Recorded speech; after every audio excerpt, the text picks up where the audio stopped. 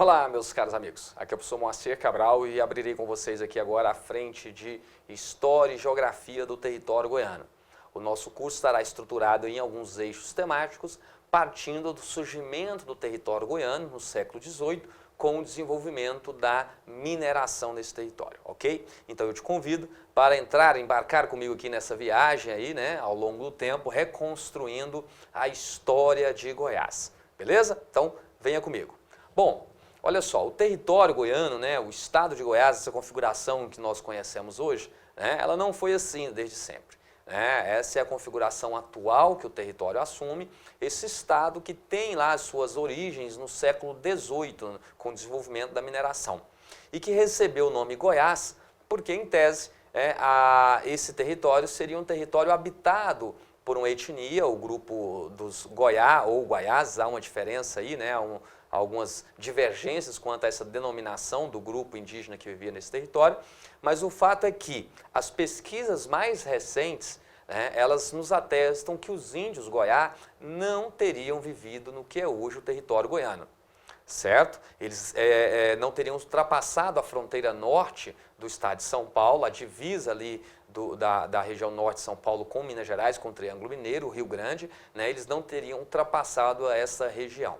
Nós não temos vestígios, nós não temos um legado do Grupo Goiá no território que hoje, então, está o estado de Goiás. Mas o fato é que, para os desbravadores da época, esse território ficou conhecido como as Minas dos Goiáses. E daí, então, o nome Goiás, né, para esse território, quando da criação da capitania de Goiás, desmembrada da capitania de São Paulo, né, tendo aí o território desmembrado da capitania de São Paulo.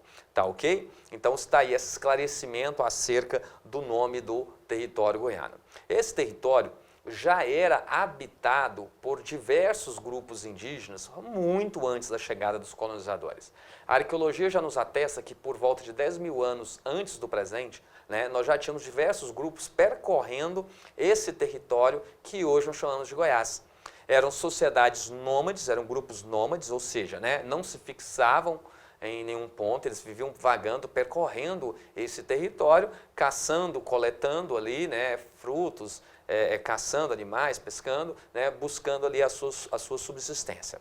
A arqueologia também nos atesta que por volta de 3 mil anos antes do presente, nós já tínhamos aí uma parcela dessa população, já tinha deixado de ser nômade, tinham se sedentarizados, ou seja, tinham se fixado em determinados pontos do território, praticando agricultura, né, de forma muito rudimentar, mas seria alguma espécie de agricultura, a caça, a pesca, né, a coleta ali de frutos, então já tinham se fixado em determinados pontos, tá?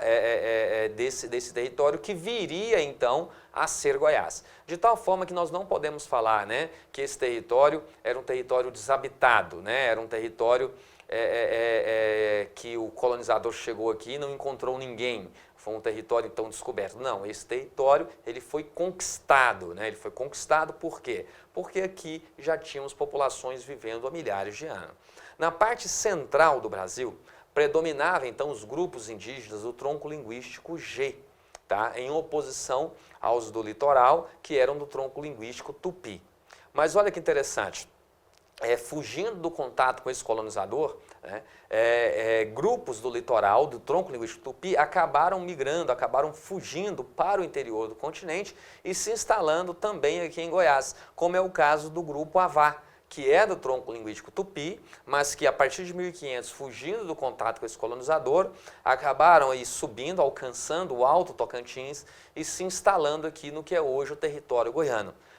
Mas lembrando que esse grupo, então, ele não era um grupo originário, não era um grupo natural aqui desse território, mas sim que migrou para cá fugindo desse contato com o colonizador, ok? E era do tronco linguístico Tupi, um grupo de oposição ao que predominava na região central do Brasil, que é o tronco linguístico G, tá certo? Bom, esse território, então, hoje que nós chamamos de Goiás, está localizado na região centro-oeste do Brasil, tá? Composta aí além de Goiás, então, pelos estados de Mato Grosso do Sul e também o Distrito Federal. Aqui eu já aproveito para fazer uma ressalva com vocês, é o seguinte, volta e meia aparece uma questão na prova, né, querendo colocar também o estado do Tocantins como a região centro-oeste. E o desavisado acaba caindo numa dessa. Né? Fala, Tocantins era Goiás, faz parte da região centro-oeste, então também faz parte, o estado do Tocantins faz parte da região centro-oeste. Não, meus caros. Quando da criação do estado do Tocantins, tá, o estado do Tocantins anexou-se à região norte do país. Tá ok? Então, o Tocantins não faz parte da região centro-oeste. Tome muito cuidado, falaremos disso aí mais à frente, tá? O estado de Goiás é o estado mais populoso da região centro-oeste, é o que apresenta aí a maior taxa de densidade demográfica também da região centro-oeste, que é um outro assunto que nós analisaremos também mais à frente, quando estivermos abordando aí os aspectos demográficos do território goiano. Beleza? Então, vem comigo. Bom, quais são os estados aí que Goiás faz fronteira atualmente, né? Ao norte nós temos o estado de Tocantins, a leste nós temos aí a Bahia e Minas Gerais, ao sul também, né, ao sudeste também a divisa aí com o estado de Minas, no sudoeste goiano nós temos aí a divisa de Goiás com o estado do Mato Grosso do Sul e a oeste faz também a fronteira com o estado do Mato Grosso. Esses aí são os limites então atuais do território goiano, tá? Essa é a configuração atual do estado de Goiás, beleza? Outro tópico sempre também questionado aí nos concursos, né? Quais são os estados com os quais Goiás faz fronteira? Então, Goiás faz fronteira, né, com estados da região centro-oeste mesmo, faz fronteira com o estado da região norte, que é o Tocantins, né, faz fronteira com o estado nordeste, que é a Bahia, e do sudeste, que é o estado de Minas Gerais. Tá ok? Beleza? Bom, então esclarecido isso daí, vamos avançar um pouquinho mais, né? O século XVIII é considerado, então, o século do ouro em Goiás. Eu tomo por empréstimo aqui esse século XVIII, o século do ouro em Goiás, que é o título de uma das obras que é referência acerca da história de Goiás no século XVIII, que é a obra do padre Luiz Palacim, né, que traz lá, um dos livros dele tem esse título aí, século XVIII, o século do ouro em Goiás. Porque é o século que marca o surgimento do território goiano com o desenvolvimento da atividade mineradora. E eu estou citando aqui o padre Palacim porque é sempre uma referência, tá, nas provas de concurso. Vocês irão observar nas listas de exercícios que eu irei disponibilizar a vocês, várias questões elaboradas a partir dos textos, né, a partir da obra do padre Luiz Palacim, da Maria Augusta, acerca da história de Goiás. Então, são obras aí importantes para entendermos o surgimento do território goiano no século XVIII, com o desenvolvimento da atividade mineradora. Né? Observe que eu coloquei aqui a palavra descobrimento, né, entre aspas. Né? Por que esse descobrimento está entre aspas? Porque, como eu falava agora há pouco, esse território não era um território desabitado. Esse território já era ocupado por diversos grupos que aqui viviam há milhares de anos. Daí, então, não podemos falar realmente em um descobrimento do território goiano, né, tendo em vista que populações já viviam nesse território. Né? O que acontece?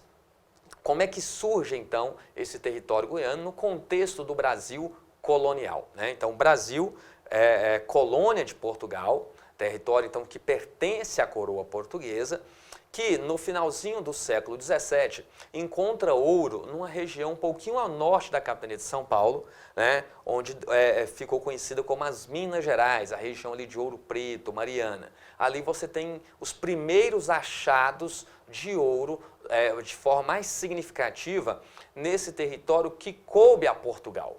Né? Portugal, desde quando tomou posse desse território, desde quando inicia a ocupação desse território com as capitanias hereditárias, lá no século XVI, havia uma expectativa muito grande em se encontrar ouro aqui.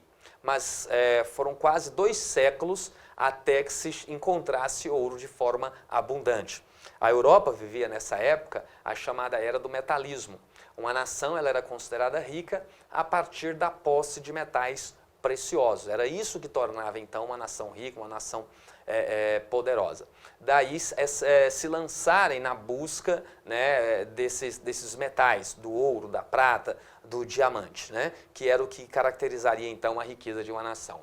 E o achado de ouro, então, nas Minas Gerais significou isso, né? Significou Portugal, então, alcançando o seu objetivo principal, que era encontrar ouro nesse território. E aí você tem, então, no finalzinho do século XVII, o achado das Minas Gerais, iniciando aquela que ficou conhecida como a Corrida do Ouro no Brasil. Na última década, ali por volta de 1690, você tem esse achado nas Minas Gerais e então tem uma corrida do ouro. O que é essa corrida do ouro? Pessoas partem de várias partes do Brasil, rumo às Minas Gerais, esse território que originalmente pertencia à capitania de São Paulo, né? Pessoas também vêm de Portugal para explorar o ouro nesse território. Então veja só, né? Daí essa denominação de corrida do ouro. E é essa corrida do ouro que terá entre os seus desdobramentos o surgimento do território goiano no século seguinte, no século XVIII, que é o século do ouro em Goiás. 3 fatores eu quero destacar com vocês como sendo os fatores que levaram ao descobrimento do ouro no território goiano, tá? Então vamos entender isso. 3 fatores. Bom, pessoal, num primeiro momento, você teve ali o achado das Minas Gerais gerando essa corrida do ouro. Só que o que acontece? Havia um acordo, né, era estabelecido um acordo entre essas expedições exploratórias e a coroa, de que aquele que encontrasse a riqueza, ele teria primazia na sua exploração, desde que pagasse os devidos impostos à coroa. O fato é que o achado de ouro das Minas Gerais foi algo tão fabuloso e ele foi um achado dos paulistas, né? Então, a coroa portuguesa achou que era muito ouro para ficar aos cuidados dos paulistas. Então decide ela mesma, né, exercer ali o maior controle sobre essa atividade nas chamadas Minas Gerais. E no início do século XVIII acabou surgindo um conflito entre portugueses e paulistas, né, brasileiros, os paulistas, pelo controle das Minas Gerais. Naquela ficou conhecida como a Guerra dos Emboabas. E nessa Guerra dos Emboabas, então, os paulistas perdem o controle das Minas Gerais. Então, sofreram um duro revés, perdendo o controle das Minas Gerais. Esse território foi, então, desmembrado da capitania de São Paulo, dando origem, assim, à capitania das Minas Gerais. E com esse duro revés, então, os paulistas se lançam na busca aí por novos achados, tá, de ouro nesse território. O fato é que, ao se lançar nessa empreitada, nessas investigações, os paulistas acabaram encontrando em 1718, marque essa data, em 1718, acabaram encontrando ouro no Alto Cuiabá. Só que eles chegaram a essa região vindo pelo norte, subindo aí, seguindo aí o leito dos rios amazônicos, chegaram ao Alto Cuiabá em 1718 e ali encontraram ouro. Na cabeça desses desbravadores do século XVIII, o fato de encontrarem ouro, em Minas Gerais e depois encontrarem em Cuiabá, os levou a acreditar na existência de um Eldorado no interior desse continente. E essa crença, ela era reforçada, ela vinha sendo reforçada ao longo do tempo, por quê? Desde o ano de 1590, tá? Marque isso daí para você. Desde o ano de 1590, expedições exploratórias já alcançavam essa região que hoje nós chamamos de Goiás. Tá? E sempre que essas expedições passavam por esse território, encontravam algum ouro, mas não encontravam os veios auríferos principais.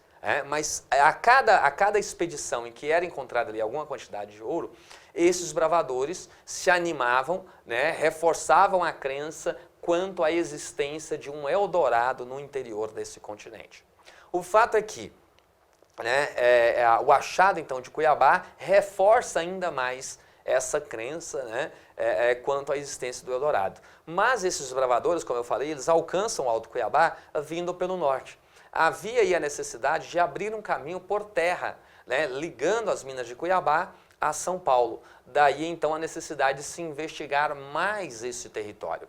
E assim é que nós temos os 3 principais fatores que levam ao descobrimento do ouro no território goiano e, consequentemente, leva ao surgimento do território goiano. Então, esses 3 fatores estão aqui. Você tem que tomar nota, você tem que ter isso daí no seu material. Tá? Então, o primeiro fator, buscar um caminho por terra para as minas de Cuiabá, certo? É um dos fatores que leva ao descobrimento do território goiano. O segundo fator é o que nós chamamos de momento psicológico. O que é esse momento psicológico? O que é isso? é justamente, né, o reforço ali na crença quanto à existência de um Eldorado no interior desse continente. Então isso atiça ali a cobiça desses desbravadores por investigar esse território e tentar aqui encontrar essas riquezas. E o terceiro ponto que eu quero destacar com vocês é o que nós podemos chamar aqui de momento político. O que é esse momento político, né? É a questão que os paulistas perderam o controle das Minas Gerais, né, sofreram aí um duro revés aí, né, com essa perda, e então se lançam em busca de novos achados, justamente querendo aí recuperar, expandir os seus domínios. Então, dessa necessidade de expansão dos seus domínios, você tem também os paulistas se lançando nessa empreitada de investigar, né, mais o interior do continente com o propósito de encontrar ouro. Então aqui estão os três principais fatores que levaram ao descobrimento de ouro nesse território. Bom, pessoal, bandeirantes e jesuítas, né? Vamos ver aí como é que essas expedições, como é que esses bandeirantes, como é que esses jesuítas, então, alcançaram o território que hoje nós chamamos de Goiás. Esse território goiano, ele estava aberto, né, à penetração desses desbravadores por dois caminhos. Tá? Então você vai anotar aí, né? Havia uma dupla linha de penetração no interior do continente. Qual era essa dupla linha de penetração? Uma partindo do leste, né? Inicialmente ali Bahia, Rio de Janeiro e depois São Paulo, tá? Rumo ao interior do continente, e outra partindo do norte, partindo da capitania do Grão-Pará, tá? Partindo da capitania do Grão-Pará e que vinham seguindo o leito dos rios amazônicos. No caso de Goiás, vinham subindo o rio Tocantins, né? Depois ali onde o Araguaia deságua o Tocantins, ou seguiam pelo Tocantins, ou subiam pelo rio Araguaia, de forma tal que alcançavam essa região que hoje nós chamamos de Goiás, tá ok? Então, eram as duas linhas de penetração que nós tínhamos rumo ao interior do continente, a leste e ao norte aí, remontando a corrente dos rios amazônicos, né? Então, expedições, elas vinham também seguindo aí o leito dos rios amazônicos até chegar a essa região que hoje nós chamamos de Goiás, ok? Bom, no finalzinho já do século XVII, esse território que nós chamamos de Goiás já era um território bastante conhecido dos desbravadores. Já circulava entre esses desbravadores diversos mapas, né, diversos roteiros indicando alguns pontos já com grande precisão desse território. Porém, essas expedições ainda não haviam encontrado os veios auríferos que eles tanto esperavam, né, nessas investigações. Mas o território já era bastante conhecido, já tinha-se bastante descrições correndo aí em mão desses desbravadores que, desde o ano de 1590, já avançavam rumo ao interior do continente. Esse é até um ponto importante que nós precisamos destacar com vocês, que é o seguinte, olha só. Né? Nós já temos documentos, registros, né, documentais que nos atestam que a partir do ano de 1590 expedições já estavam alcançando esse interior do continente. Mas vejam só, essas expedições elas não vinham com o propósito de aqui se fixarem. Né? Eram expedições de prospecção, de captura de indígenas, né? Mas sem o propósito de se fixarem no território. Essa fixação ela só aconteceu quando Bartolomeu Bueno encontrou ouro aqui e inicia essa exploração aurífera já no século XVIII, que é o que nós vamos analisar mais adiante, tá ok? Então, várias outras expedições vieram antes desta que encontrou ouro e que iniciou a ocupação desse território por parte do colonizador. Que isso fique bem claro aí, fique bem claro para vocês, tá? Inclusive nós temos aqui um mapa, essa visualização não está muito boa aqui, mas você vai poder consultar isso aí no material de apoio, né? O mapa, né? Esse aqui seria então o Tratado de Tordesilhas, firmado aí entre Portugal e Espanha, né? Dividindo a porção leste aqui pertenceria a Portugal, a porção oeste pertencia à Espanha.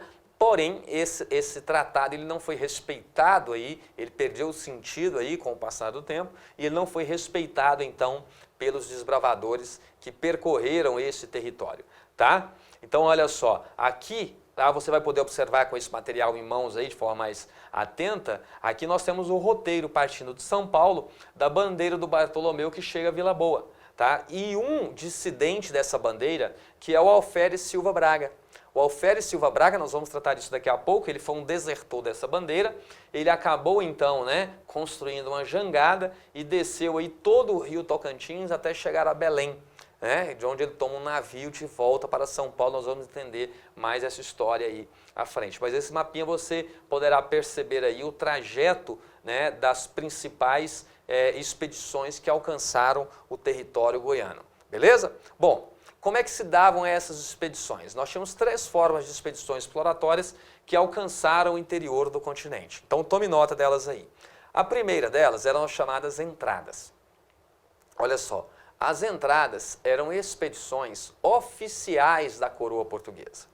Então veja bem, oficiais. Era a própria coroa quem organizava, era a própria coroa que custeava essas expedições. Mas elas aconteceram em menor número, tá? Justamente em razão dos custos envolvidos, que eram altíssimos, e a coroa, sempre deficitária, não colocava o dinheiro dela nessas expedições, quase não colocou.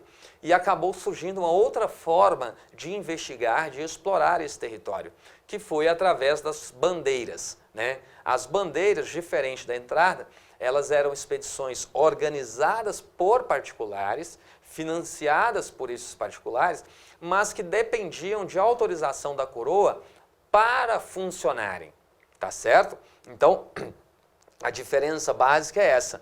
Enquanto a entrada é uma expedição oficial, tá, organizada aí pela própria coroa, né, a bandeira não, a bandeira é organizada por particulares, mas esses particulares precisavam então de uma autorização da coroa para organizar essa expedição. Eles dependiam então de que o rei autorizasse, da autorização do rei, para que pudessem se lançar nessa empreitada, tá? Mas o objetivo aqui no caso das entradas, né, era fazer o mapeamento desse território, era conhecer, era investigar esse território que pertencia então à coroa, tá? Agora, essas entradas eram compostas aí tanto por soldados portugueses como também por brasileiros, né, que buscavam então investigar esse território, produzir um relato, uma descrição e também encontrar riquezas, né, para a coroa portuguesa. A bandeira, então, como eu falei, ela já diferenciava quanto à questão do financiamento, que ela era então organizada, financiada por particulares. As bandeiras que alcançaram o território goiano, elas partiram principalmente de São Paulo, tá? Partindo aí de São Paulo em direção a essa região central do Brasil. E o objetivo principal dessas expedições era tentar encontrar riquezas, e quando eu falo riquezas, né, você vai entender, estou falando aí de ouro, prata, pedras preciosas, tá? Então eram essas as riquezas principais que eles buscavam encontrar, ouro, prata, pedras preciosas, e buscavam também a captura de indígenas para utilizá-los como mão de obra, tá? Como mão de obra escrava. Mas para a sociedade da época, esses indígenas, né, eles não eram escravos. Para a sociedade da época, eles eram administrados. Nós vamos entender isso direitinho daqui a pouco, tá? Então, essas expedições que alcançaram o território goiano, elas buscavam tanto encontrar, investigar esse território, mapeá-lo, conhecer, mas principalmente encontrar essas riquezas minerais e também fazer o apresamento de indígenas para utilizá-los como mão de obra. Bom, nós tínhamos diversos tipos de bandeiras, né? A bandeira de apresamento, como eu falei, que era para captura de indígenas, e nessa bandeira, que podia ser uma bandeira de prospecção para encontrar ali ouro, prata, pedras preciosas, poderia se fazer também o apresamento, tá? Você tinha as bandeiras do sertanismo de contrato, que eram aquelas bandeiras, né, para capturar indígena ou capturar escravos que fugiam, atacar quilombos e resgatar ali os escravos que haviam fugido dos senhores de engenho, dos grandes proprietários, e as monções, né, as monções que eram então as expedições fluviais, tá? E que alcançaram principalmente ali a capitania, né, as minas de Cuiabá, né, chegaram pelo leito dos rios aí. Aqui nós temos uma imagem, né, do Domingo Jorge Velho, né, Domingo Jorge Velho, né, lá do século XVII, que foi um grande sertanista, né, que combatia ali, caçava os escravos do quilombo, que é o responsável por inclusive destruir ali o quilombo dos Palmares, né, por atacar e destruir o quilombo dos Palmares. Muito bem, diferente das entradas e das bandeiras, nós tínhamos as descidas, tá? Essas descidas, você tem que tomar nota disso, elas eram expedições organizadas pela igreja. Quando eu falo pela igreja católica, nós temos que lembrar que o Estado português ele tem uma religião oficial, tá ok? É o catolicismo. E então, quando da chegada dos portugueses à América, né, e dos espanhóis, foi um choque muito grande a encontrar a população que aqui vivia. E surge um debate se esse nativo, se esse indígena aqui da América, ele era um ser dotado de alma, tá? E chegou-se à conclusão que sim, que esse nativo ele era um ser dotado de alma, porém reconheceu-se que a alma dele era como se fosse um papel em branco. Ele deveria ser catequizado, deveria ser pregado a ele a fé cristã, e uma vez assimilando essa fé cristã, esse nativo poderia alcançar a salvação tal qual o cristão europeu. Daí então foi criada a Companhia de Jesus para que pudesse, né, então na América, cuidar da catequização desses indígenas, né? Então, por que essas expedições eram chamadas de descidas? Esses religiosos, eles vinham seguindo o leito dos rios amazônicos, no caso aqui de Goiás, né, subindo o leito do rio Araguaia ou Tocantins, faziam o apresamento dos indígenas e levavam esses indígenas, desciam com eles pelo rio Araguaia e Tocantins até os aldeamentos do norte, né? Então, os jesuítas instalaram-se no norte, na Capitania do Grão-Pará, e ali reuniam esses indígenas nos aldeamentos com o propósito de catequizá-los, de ensinar a eles o trabalho agrícola, né, a fé cristã e o trabalho agrícola. E os jesuítas buscavam extrair também, anote isso, tá, as drogas do sertão, que era todo o conhecimento que essa população tinha, né, acerca ali, principalmente, né, da flora, né, das drogas do sertão, aquilo que era utilizado na sua alimentação, no tratamento das enfermidades, aquilo que era usado nos rituais religiosos. Os jesuítas buscavam extrair esse saber, esse conhecimento, tendo em vista que essa população já vivia nesse território há milhares e milhares de anos. Nós não podemos esquecer disso, né? Esse território não era um território, então, desabitado, não era um território vazio, né? Então, você tinha ali populações vivendo há milhares de anos e alguma tecnologia esses povos já haviam desenvolvido para viver num território tão hostil como é, né, a região do sertão aqui, né, ou até mesmo a região amazônica.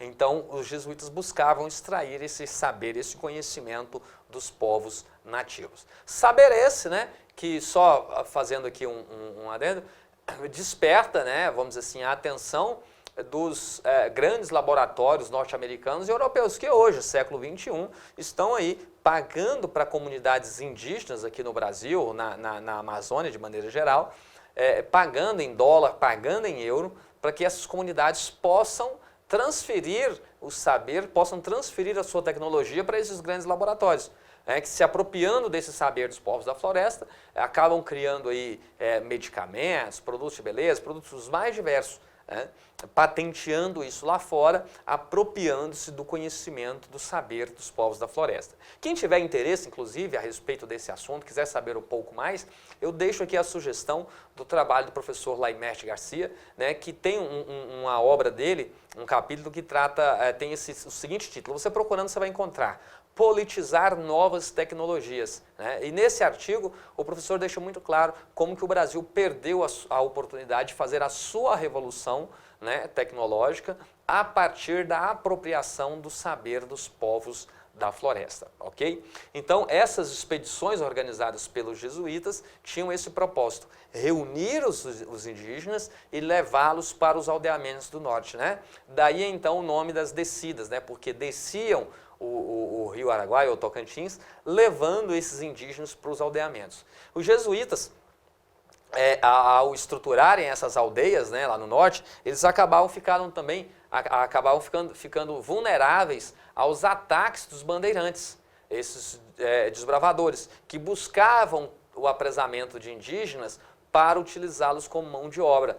E ao ponto de que os jesuítas treinaram, prepararam esses nativos para pegarem arma e defender as aldeias do ataque dos bandeirantes, né? Os conflitos aí foram o tamanho que a coroa portuguesa, por volta de 1750, decidiu expulsar os jesuítas do Brasil, né? Dado a defesa intransigente que eles assumiram dos povos indígenas aqui nesse território. Acabou entrando aí em conflito, em contradição com os interesses da coroa portuguesa e foram, assim, expulsos desse território. Beleza? Tranquilo? Então, assim nós temos as principais formas de expedição exploratória que alcançaram esse interior do continente. Só recapitulando com vocês. As entradas, né? Expedições organizadas e patrocinadas pela própria coroa portuguesa, né? As bandeiras, que eram organizadas e financiadas por particulares, mas que dependiam da coroa portuguesa para funcionarem, né? E as expedições religiosas, as descidas, que tinham o propósito aí de capturar os indígenas e levá-los para os aldeamentos do norte, onde eles deveriam então ser catequizados e ensinados ali a fé cristã. Ok, meus caros? Está tudo entendido aí? Bom, no próximo bloco nós iremos analisar aqui especificamente a bandeira do Anhanguera, a bandeira do Bartolomeu Bueno da Silva Filho, né?